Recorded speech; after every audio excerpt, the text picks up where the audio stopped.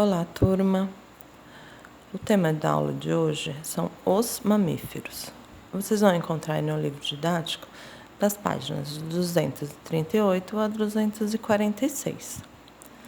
Então, vamos lá. Primeira coisa, características. Características principais desse grupo, né? Então, vamos lá. Presença de glândulas mamárias nas fêmeas, tá?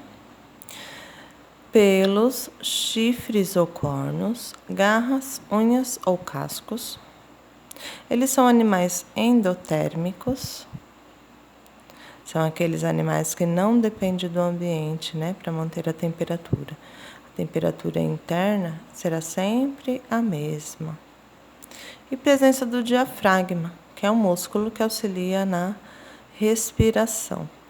Bom, dessas características, presença de glândulas mamárias, pelos e diafragma são exclusivas desse grupo, tá? Nenhum outro grupo tem isso. Eles são encontrados em todas as regiões do planeta. Obviamente não é o mesmo animal que vai ter em toda parte, mas em termos de ser mamíferos, eles são encontrados em várias partes do planeta.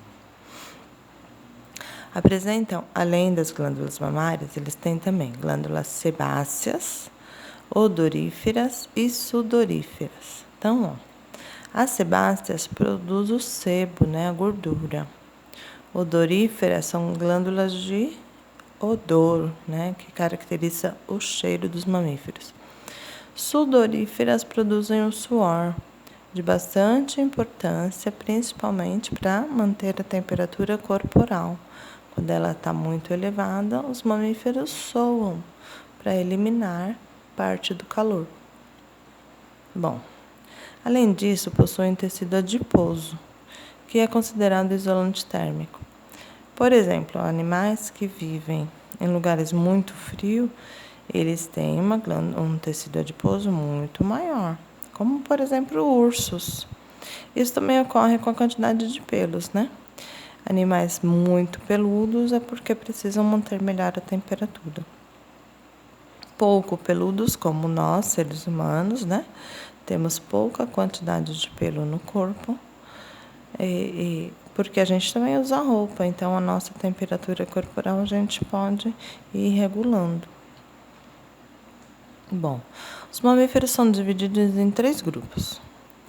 Os marsupiais são animais vivíparos e tem o marsúpio, que é uma bolsa que tem no abdômen da fêmea, que serve para guardar os filhotinhos.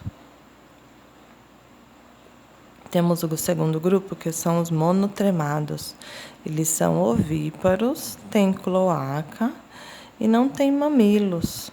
Ah, professora, mas eles não são mamíferos? Sim. Aqui acontece uma coisa interessante. O leite, ele sai na pele da fêmea como se fosse um suor. Elimina na pele. E os filhotinhos lambem esse leite, tá? Nesse grupo aqui só existem 2 animais, que são o ornitorrinco e a equidna. Temos aí os placentários. Bom, nesse grupo aqui é o maior dos 3, tá? Em termos de quantidade de animais. São vivíparos e tem placenta. Qual a importância de ter placenta? Então, a placenta é um órgão que serve de comunicação com a mãe. Ele faz trocas gasosas e, além de fornecer os nutrientes para o feto, né, o embrião e o feto, e elimina as excretas. Então, a placenta, ela é toda importante para o desenvolvimento do embrião enquanto ele estiver no útero da mãe, tá? Nesse grupo dos placentários, eles são divididos em 4 ordens, tá? Quirópteros, que são os mamíferos voadores. Só tem aqui o morcego. Nós temos os roedores. Eles estão nesse grupo porque os dentes deles são adaptados a essa característica, tá? Então, os dentes incisivos são bem longos e pontiagudos. Temos os primatas, a qual o homem é inserido, tá? São animais com 5 dedos e o polegar opositor. Isso facilita muito a manipulação dos objetos. Nós já vimos lá quando falamos de evolução. E a última ordem são os carnívoros. Bom, aqui eles têm dentes grandes, bem desenvolvidos. A maioria é terrestre e tem garras nos dedos. Por que essas garras nos dedos, né? Bom, os mamíferos precisam caçar, normalmente eles são predadores.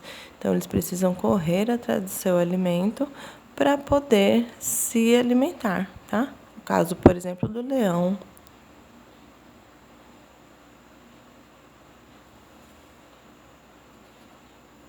Continuando aqui as informações desse grupo, nós temos aí sistema de defesa. O que esses animais têm, né? Como eu disse lá no início, eles possuem garras, unhas, cascos, chifres, espinhos no corpo, né? Então, cada animalzinho tem uma forma de defesa diferente. Então, essas são as utilizadas. Nutrição. Bom, os dentes dos mamíferos são adaptados de acordo com a sua alimentação. Por exemplo, os dentes incisivos, esses dentes mais retinhos, com as serrinhas no meio, servem para cortar. Nesse caso aqui, a maioria dos herbívoros possuem dentes todos incisivos, né? Por exemplo, o cavalo, os dentes deles são todos iguais, não tem muita diferenciação. Os dentes caninos são aqueles dentes mais pontiagudos das laterais, eles servem para furar. Isso aqui, os carnívoros têm dentes caninos bem salientes, né? Porque eles têm que morder a carne e rasgá-la. Os pré-molares, os molares, são esses dentes que ficam mais ao fundo, né? Eles servem para cortar, esmagar e triturar. Essa dentição está toda adaptada à forma de alimentação do animal, tá? E é de fundamental importância. Sem os dentes, seria bem difícil fazer a digestão dos alimentos. Bom, no caso da digestão, o nosso sistema digestório é completo e tem a ajuda das glândulas salivares e das enzimas digestivas, por exemplo, do pâncreas, do fígado, tá? Todas participam do processo de digestão. Existem aí os animais ruminantes. Eles possuem o estômago dividido em 4 partes. O que acontece? Por exemplo, as vacas, né? Vacas e bois. Eles passam o dia inteiro mastigando, mas não é porque eles comem o dia inteiro. É porque eles mordem os alimentos e engolem diretamente, não tem mastigação. Aí o que acontece? Lá no estômago, tem uma parte do estômago que chama rumen. Esse alimento vai voltar para a boca, ele vai mastigar mais um pouco e vai ficar nesse processo. Enquanto o alimento não estiver pronto para a digestão, ele não para de voltar para a boca. Então, o animal morde o alimento, engole, o rumen devolve para a boca, ele mastiga, engole. Se não estiver bom, devolve novamente. Por isso que ele passa o dia inteiro mastigando, tá? A respiração é pulmonar, né? E aqui tem 2 auxílios. Primeiro, que eu já tinha dito lá no começo, que é o diafragma, que é o músculo que auxilia na quantidade de ar que o pulmão vai absorver. Então, ele levanta os pulmões para caber grande quantidade de ar. Além disso, nós temos narinas. Qual a importância da narina? Tem pelinhos que servem para filtrar e aquecer o ar antes de chegar aos nossos pulmões, porque muitas vezes o ar atmosférico está muito mais frio que a temperatura corporal. Então, quando a gente respira pelo nariz, que é o correto, o ar é filtrado e aquecido antes de chegar aos pulmões. Isso aqui a gente sempre fala, né? Por isso que não é interessante respirar pela boca, é errado. Porque além de não ter essa filtragem, o ar também chega frio aos pulmões, podendo causar algumas doenças respiratórias. O sistema circulatório é completo. Eu tenho o coração com 4 cavidades, 2 átrios e 2 ventrículos, tá? Átrios é a parte de cima do coração, ventrículo é de baixo. Eles não têm comunicação entre si. Então, o sangue passa pelas cavidades, de um lado o sangue arterial, do outro lado o sangue venoso. O sangue arterial é aquele que o pulmão já transformou, né, já filtrou. E o sangue arterial é aquele que ainda vai ser encaminhado para os pulmões. O sistema nervoso é complexo, né?